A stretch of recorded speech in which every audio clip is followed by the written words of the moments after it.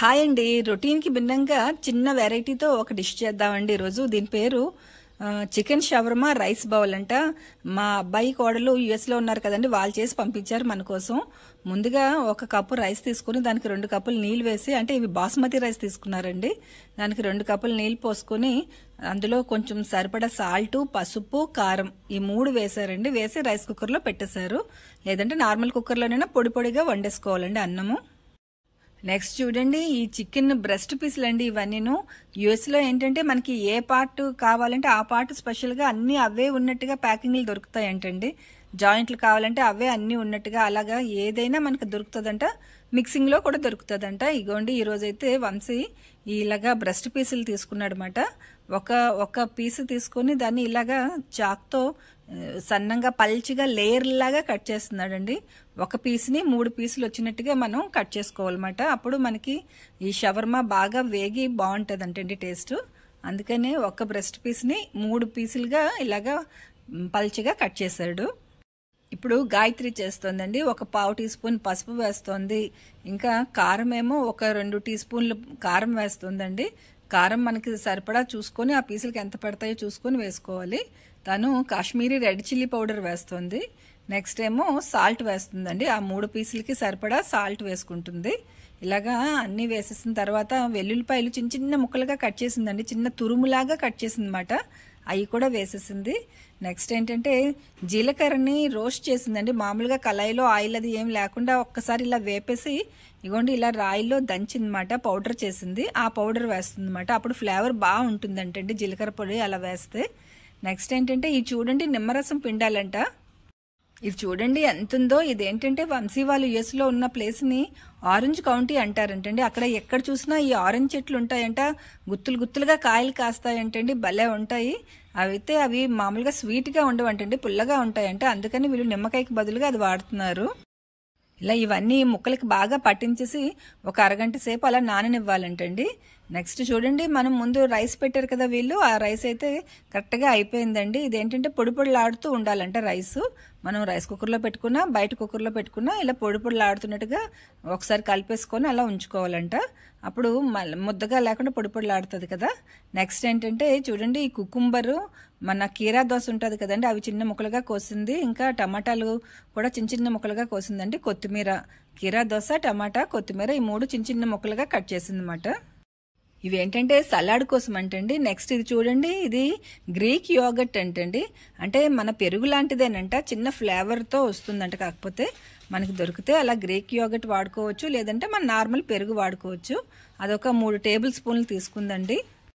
అందులోకి ముందుగా కట్ చేసి ఉంచింది కదా ఈ కీరా దోస ముక్కలు, టమాటా ముక్కలు, కట్ చేసుకున్న కొత్తిమీర ఉన్నాయి కదండి, ఈ 3 ఆ పెరుగులో వేసేసుకోవాలండి. వేసేసుకొని అవి ఆ ముక్కలకి ఆ పెరుగు అంతా బాగా పట్టినట్టుగా బాగా కలిపేసుకోవాలంట. నెక్స్ట్ ఏంటంటే దానికి అంతటికి ఆ సలాడ్కి అంతటికి సరిపడా సాల్ట్ వేసుకోవాలండి మీకు టేస్ట్ని బట్టి. ఇందాక మన చికెన్లో వేసింది కదండి కొంచెం జీలకర్ర పొడి, ఆ పౌడర్ కూడా దీంట్లో వేయాలంటండి. అది మంచి ఫ్లేవర్ వస్తుందంటండి ఈ సలాడ్కి. అలాంటి వేయించిన జీలకర్ర పొడి వేస్తే చాలా బాగుంటుందంటండి. ఇగోండి మన సలాడ్ అయితే కంప్లీట్ అయిపోయింది. ఇదంతా బాగా మిక్స్ చేసేసుకొని ఇది కూడా ఒక పక్కన ఉంచేసుకోవాలన్నమాట. ఇది మామూలుగా ఇలాగ ఉత్తినే తినడానికి కూడా సలాడ్ బాగుంటుంది కదా. ఇప్పుడైతే సమరాయి సాస్ తయారు చేస్తున్నారండి. దానికోసం ఇగోండి ఇలాగ మళ్ళీ ఒక 2 టేబుల్ స్పూన్ల యోగర్ట్ తీసుకుంటుంది. మనకి అది దొరకకపోతే 2 టేబుల్ స్పూన్ల పెరుగు తీసుకోవచ్చు. అందులో ఇది చూడండి, ఇది ఏంటంటే మయోనీస్ అంటారంటండి. అంటే ఎగ్ ప్లస్ ఆయిల్ కలిపి బీట్ చేస్తే ఈ మిశ్రమం వస్తుందంట. ఇది ఇలా రెడీమేడ్గానే దొరుకుతుందంటండి, మనకి ఇండియాలో కూడా దొరుకుతుందంట. అదొక టేబుల్ స్పూన్ వరకు వేసిందండి. నెక్స్ట్ ఇది చూడండి, ఇది బఫెల్లో సాస్ అంటండి. ఏంటంటే ఇందులో కారం, ఇది కారం కారంగా పుల్ల పుల్లగా ఉంటుందంటండి, మంచి ఫ్లేవర్తో ఉంటుందంట. అదొక 2 టేబుల్ స్పూన్ల వరకు అది వేసుకోవచ్చు అంటండి. మనం తినే కారం పులుపుని బట్టి అది వేసుకోవచ్చు అంట. నెక్స్ట్ దానికి సరిపడా సాల్ట్ వేస్తోంది. తర్వాత పెప్పర్ పౌడర్ వేస్తోందండి. ఇగో చూడండి, ఈ బాక్స్లో పెప్పర్ పౌడర్ ఉంది. అంటే మన మిరియాలండి, మిరియాలు పొడి చేసుకొని వేసుకోవాలంట. అది కూడా కొంచెం కారం కారంగా ఉంటుంది కదండి, అది కూడా కొంచెం వేస్తోంది. నెక్స్ట్ మన ఇండియన్ టచ్ ఇవ్వడం కోసమని చిన్న కాశ్మీరీ చిల్లీ పౌడర్ వేస్తుందండి. అప్పుడు కలరు బాగా వస్తుంది, మన ఇండియన్ ఫ్లేవర్ కూడా వస్తుంది కదా. ఇగోండి, ఇవన్నీ బాగా మిక్స్ చేసేసుకుంటే ఇగో ఈ విధంగా తయారవుతుంది. అది ఒక ఫోమీలా ఉంది కదండి, అలా అలా తయారవుతుందంట అది. ఇగోండి, ఈలోపు మనం స్టవ్ మీద ఒక ప్యాన్ పెట్టేసుకొని ముందుగా మనం మ్యాగ్నేట్ చేసి ఉంచుకున్న చికెన్ ఉంది కదండి, అది వేపుకోవాలన్నమాట. ఇగోండి, కళాయి వేడెక్కిన తర్వాత దాంట్లో కొంత బటర్ వేసిందండి. బటర్ వేసి అది మొత్తం కళాయి అంతటికి స్ప్రెడ్ చేసుకోవాలన్నమాట. ఎందుకంటే మొత్తం చికెన్ పీసులన్నీ పెట్టుకోవాలి కదా దీంట్లో, అందుకని. వీళ్ళు ఏంటంటే కొంచెం పెద్ద సైజు పాన్ అయితే పెట్టారండి. మన దగ్గర ఇంత పెద్దది ఉంటే మొత్తం 3 పీసులు ఒకేసారి వేపేసుకోవచ్చు. లేదు అంటే చిన్న సైజు పాన్ ఉంటే ఒక్కొక్క పీసు వేపుకుంటే సరిపోతుందండి. ఇగోండి, ఆ బటర్ అంతా ఆ పానానికి అప్లై చేసేస్తారు కదా. ఇప్పుడైతే ఆ చికెన్ పీసులు వేస్తున్నారండి. ఇగో చూడండి, వీళ్ళకి ఆ ప్యాన్లోనే 3 పీసులు కరెక్ట్గా సరిపోయాయన్నమాట. కొంచెం కొంచెం అలా అడ్జస్ట్ చేస్తూ పెడుతున్నారు. ఇలా ఒక 10 నిమిషాలు ఒకవైపు అంతా వేగిన వరకు ఉంచేసేయాలండి మీడియం ఫ్లేమ్లో. ఇక చూడండి, నెక్స్ట్ మళ్ళీ రివర్స్ చేస్తున్నారు అనమాట. రెండో వైపు కూడా తిప్పుకొని మళ్ళీ ఇంకొక 10 నిమిషాలు అది బాగా వేగనివ్వాలండి. అప్పుడు కానీ చికెన్ బాగా రోస్ట్ అవ్వదు అన్నమాట. ఇక చూడండి, అలాగా తిప్పుతున్నారు. ఈ లోపు నా దృష్టి అంతా ఆ స్టవ్ మీద ఉన్న ఆ చెక్క గరిటె లాంటిది ఉంది కదండి, దాని మీదే ఉంది. అది ఎందుకబ్బా అనుకుంటున్నాను, తర్వాత అర్థమైంది. ఇగోండి, ఆ అట్లకాడ తీసి అక్కడ పెట్టింది కదా, అప్పుడు అర్థమైంది, ఓహో గరిటెలు పెట్టుకోవడానికి మాట అదని. భలే బాగుందండి, నాకైతే బాగా నచ్చింది. మీకు నచ్చిందా ఆ ఐటమ్?